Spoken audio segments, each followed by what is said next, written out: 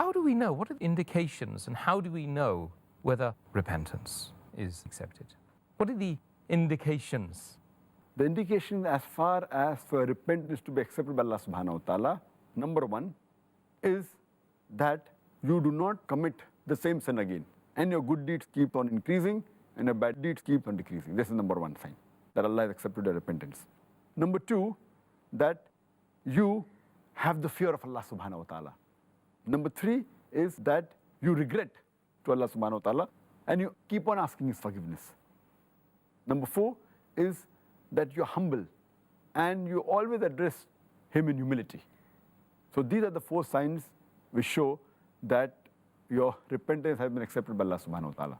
The signs of non-acceptance of the tawbah repentance is deficiency in the person's repentance, and he remembers the pleasures of the sins and he gets preoccupied in continuing the sin. That's number one. Number two, he is so sure that his repentance will be accepted as though he has got immunity and he's immune to it and surely he'll be forgiven. That's number two.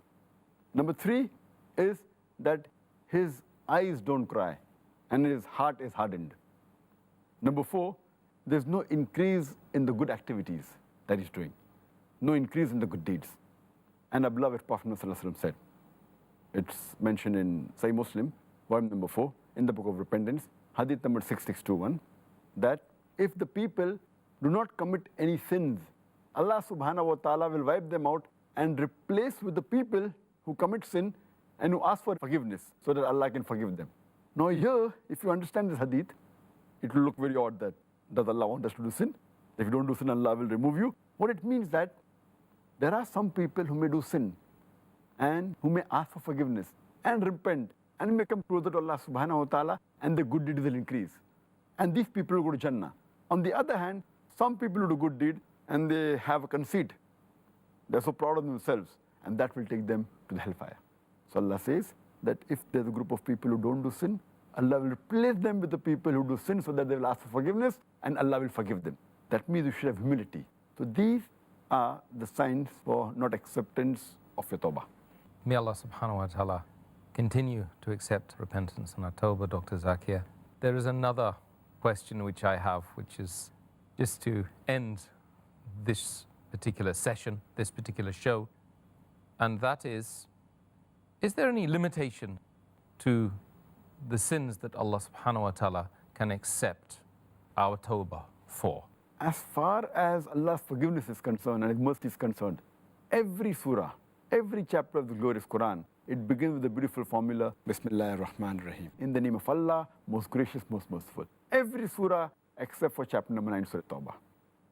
And Allah subhanahu wa ta'ala says in the Quran, in Surah Zumar, chapter number 39, verse number 53, that, O my servants who have transgressed against their souls, despair not the mercy of Allah subhanahu wa ta'ala. For Allah can forgive all sins. Allah is of forgiving and most merciful.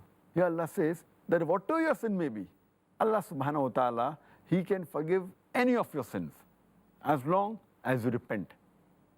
If you repent in the right way and if you ask forgiveness, Allah will inshallah forgive you. And our beloved Prophet ﷺ said, it's mentioned in Sahih Hadith of Ibn Majah, Hadith number 4251, the beloved Prophet said that every son of Adam, he commits sin. And the best is the person who repents. If you commit sin, no problem, but if you repent, then you're the best person. Repentance is very important. It's mentioned Hadith of Tirmidhi, Hadith number 3540, where a beloved Prophet ﷺ said that Allah says, O son of Adam, you may do any sin, and I will forgive all your sins. Even if your sins reach to the clouds in the sky, I will forgive them. You ask me for mercy, and I will forgive you. It's further mentioned Hadith of Sahih Muslim, Hadith number 6246, where the beloved Prophet ﷺ said that Allah says, even if you do sin day and night, and ask for forgiveness, I will forgive you. You ask me for pardon, and I will forgive you. It's mentioned in Sahih Bukhari, volume number 8, Hadith number 5999. There were some prisoners of war who were released, mainly children and women. And one lady, she searches for a son, and she cannot find a son. The moment she sees any child, she breastfeeds the child. Then another child she sees, she breastfeeds the child. Finally, she finds her own child. So the Prophet asked the Sahabas that when this woman finds her son, even if he has done a sin, then will she throw the son in the fire? They said no. Allah subhanahu wa ta'ala loves his servants, even if they commit sin, more than the lady loves the child. So based on this, we realize Allah subhanahu wa ta'ala is willing to forgive any of your sin as long as you repent. And just a last quotation. Allah says in the Quran, and in Surah Nisa, chapter number 4, verse number 48, that if Allah subhanahu wa ta'ala pleases, He can forgive any sin. But the sin of shirk, He'll never forgive. Here it means that if a person does shirk and repents before he dies, before the death rattle, inshallah Allah will forgive even the sin of shirk.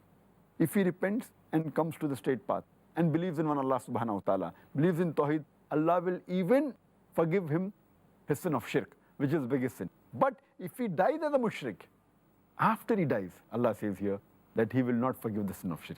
Any other sin, if He wishes, He may forgive, but the sin of shirk, He'll never forgive. Shirk is the biggest sin. So from here we come to know that Allah subhanahu wa ta'ala is the most merciful and is willing to forgive the sins of His servants.